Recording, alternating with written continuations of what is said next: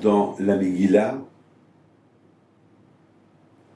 il y a un point stratégique.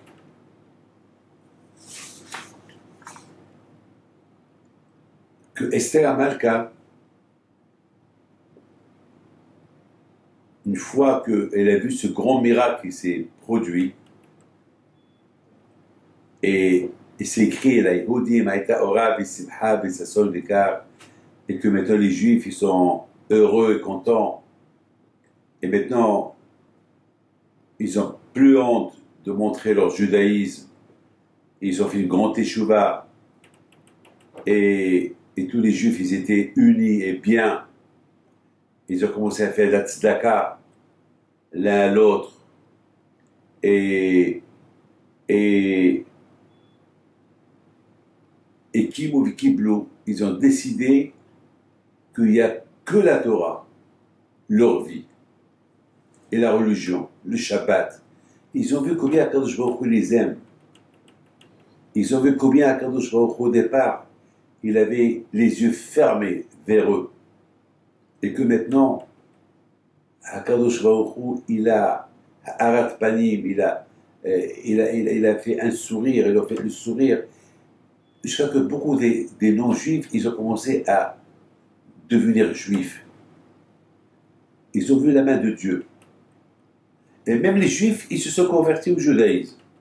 Les juifs qui sont éloignés du judaïsme, ils sont retournés à leur judaïsme. Mitiahadim, c'est-à-dire ils ont commencé maintenant à se renforcer dans leur religion. Alors maintenant, c'était la joie de partout. Les tfilines, Shabbat, Brit Mila, et les tables de Shabbat, les tables des fêtes. Alors, Esther Amalka, elle a dit au rabbin, il faut que cette histoire-là, le miracle de Purim, le miracle qui s'est passé, et toute l'histoire, du début jusqu'à la fin, parce que c'est de la folie ce qui s'est passé. Le roi qui fait une fête, sans raison, et tout ça, pourquoi? Pour qu'il invite Vashti, pour qu'elle soit tuée, et que moi je prends sa place, et les Juifs qui ont profité du festin, et qui sont ils sont éloignés un peu de la religion, ils ont fait Teshuvah, parce que Haman, il a voulu les exterminer, et après, Haman, il vient pour pendre Mordechai, parce que Mordechai, il ne veut pas se prosterner devant lui.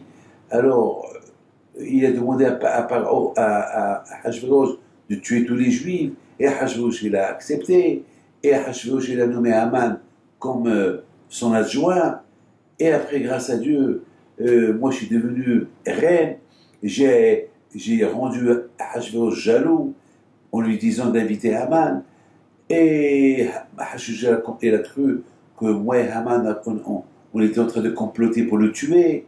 Et toute l'histoire de Mordechai et Esther, Haman, toute l'histoire, vous la connaissez, et le renversement de la situation, et que voilà maintenant, les Juifs, ils ont fait une grande teshuva. Alors maintenant, Esther, Malka, et Dieu, Am Israël, quitte-vous-ni les d'autres. Je veux que cette histoire-là, elle soit écrite dans la Torah. Et en plus, dans un parchemin, comme qu'on écrit le Sefer Torah. Et Hachamim, ils ont dit oui.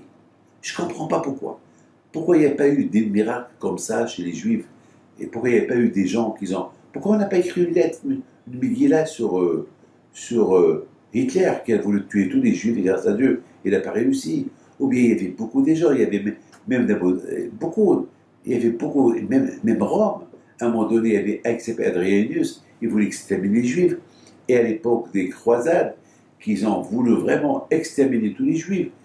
Pourquoi que l'histoire de Esther, Amalka, et Haman, et Mordechai, et Ahasuerus, c'est là l'histoire qu'il est resté seul de toutes les histoires du peuple juif.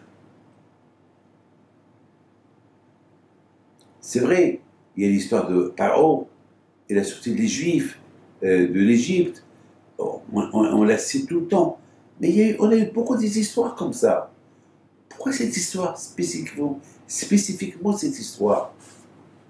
C'est vrai, même l'histoire de le miracle de Hashmonaïm avec les Grecs, c'est pas écrit dans une Megillah. C'est vrai, on fête la fête que presque les Juifs ont été assimilés et on allume des Hanouka à cette occasion. Très bien.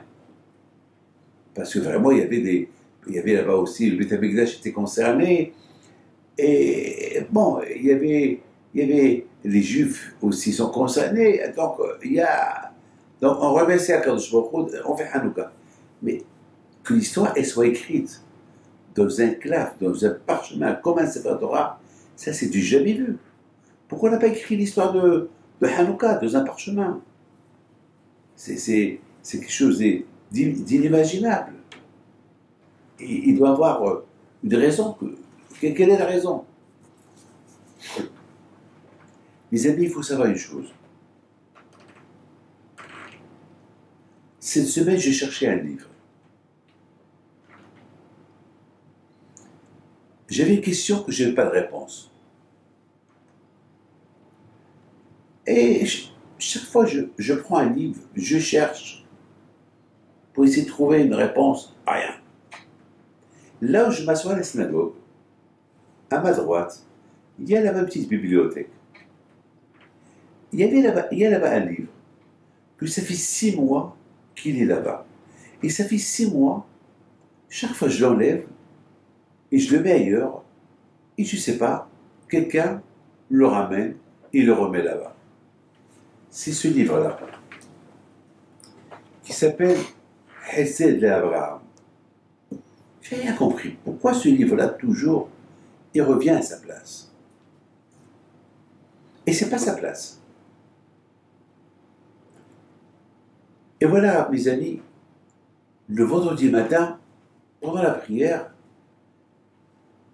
encore cette question que j'avais, c'était sur mon cher Rabbeinu. Elle vient dans ma tête. Et ce livre-là, je le prends et je l'ouvre. Je l'ouvre comme ça et je tombe sur la question que je me suis posée.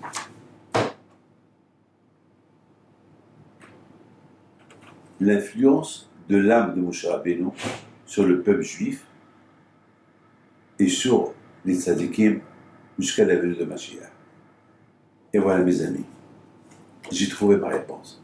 Alors j'ai compris comment Akadosh Baruch Hu est extraordinaire.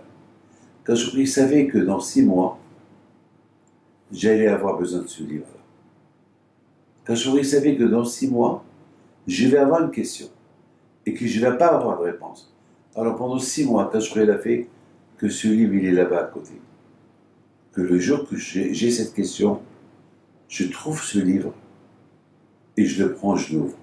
Jusqu'à maintenant, je ne l'ai jamais ouvert. Jusqu'à vendredi que je l'ai ouvert. Parce que pendant que j'avais question, je l'ai ouvert. Et je trouve que le tzaddik, Rabbi Abraham Azoulay, presque il pose la question, mais à travers ce qu'il dit, j'ai trouvé la réponse à ma question. C'est bien, mes amis, que de là, tu vois que la Torah, elle est émette. La Torah, elle est vraie. La Torah, elle est vraie. C'est comme, mes amis, moi, David Pinto, une fois, je dis, David, pense à 7 numéros du loto. On va voir s'ils vont sortir. Après, j'ai dit, et s'ils sortent, je vais avoir de la peine. Parce que pourquoi je n'ai pas rempli le loto? Alors pourquoi tu veux tester le bon Dieu? Ton loto, c'est la Torah. Bémet, pour moi, c'est comme si j'ai gagné. Parce que le vrai loto, si je le gagne, je vais le prendre avec moi après 120 ans. Rien du tout. Pourquoi il dit ça? Alors, Béhibidou, c'était vivant aujourd'hui, avec la mémoire qu'il avait. Il était prophète. Il aurait pu être multimilliardaire chaque jour. Chaque jour, il remplit les lotos qui jouent dans le monde entier, il va gagner. Il va faire quoi avec cet argent-là? Il va le prendre avec lui. Ah, vous allez me dire, il va faire de la tzedaka avec. Il préfère prendre de chez vous et faire de la tzedaka de votre argent que de donner la tzedaka d'argent de loto. Parce que de votre argent, il vous protège de la mort. Il vous protège. Et la tzedaka que vous allez donner de votre argent, elle va vous aider à vous et à tout le monde. Si Hachem veut vous rendre riche, il vous rend riche. Mais la vraie richesse, c'est la Torah. Parce que c'est ça ce que tu prends avec toi après 20 ans. Et c'est ça le loto. Donc j'étais tellement heureux. Mes amis, pourquoi Esther Amalka, elle a décidé que c'est bien d'écrire cette histoire-là sur le Megillah, sur un parchemin, comme le parchemin de Sefer Torah, parce que les Juifs, ils ont découvert Hachem. Et ils ont dit, qui mouve et qui bleu, ils ont dit à Hachem, maintenant, avec tout ce que tu nous as fait, c'est comme si maintenant, on a reçu la Torah de chez toi à nouveau. Ils ont dit, Naaseh Vinishma.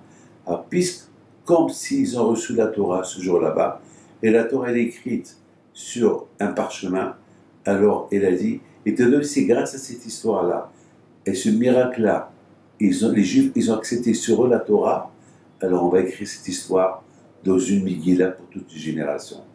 Et Hachamim, ils ont dit, t'as raison. De là, mes amis, on voit que chacun qui prend sur lui la Torah, comme si c'est cette Torah-là qu'il a acceptée sur lui, ou qu'il est en train d'étudier, comme si elle est écrite dans un parchemin. Et c'est la raison pourquoi l'histoire de Purim, elle a été écrite sur un parchemin, comme un Sefer Torah. Et Hachamim dit, sur ce Mashiach, il va venir. Le parchemin de la Megillah, il va rester.